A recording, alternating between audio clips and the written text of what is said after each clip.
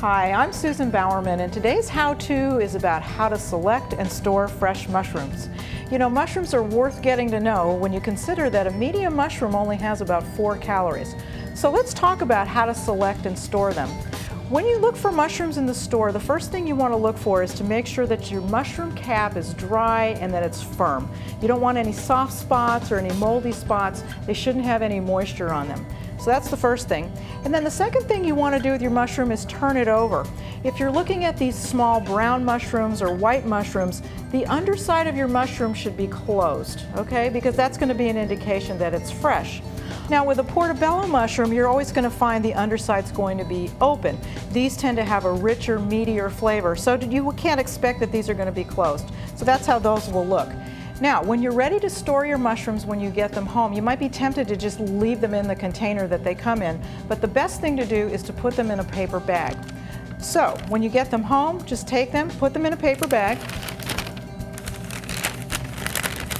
close it up lightly, and just put it in the refrigerator. You really don't want to keep it in a plastic bag because that tends to retain moisture and your mushrooms are going to get soft and they're going to mold more quickly.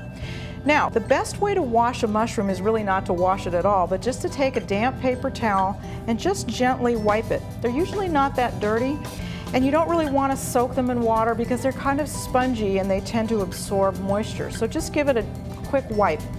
The other thing that I hear people do sometimes is they peel their mushrooms. I really discourage you from doing that, and I'll show you why. We've got this nice brown mushroom here. That brown color is an indication of some very healthy antioxidants in the mushroom. If you peel that away, you're taking a lot of nutrition, so don't peel them. Once you're ready to prepare your mushrooms, you really don't have to do much.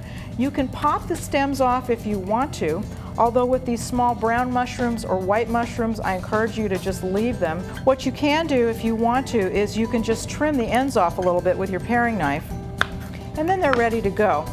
The Portabellos, on the other hand, the stalk here tends to be pretty tough, so you probably aren't going to want to leave this one on. But what some people do is cut it off, put it in the refrigerator, again in the paper bag, and just hang on to it, and then the next time you're making a soup or a stew, you can just throw that stem in there and it'll add some nice meaty flavor to your dishes. Now the other thing about mushrooms, aside from the fact that they're so low in calories, is they're loaded with nutrition.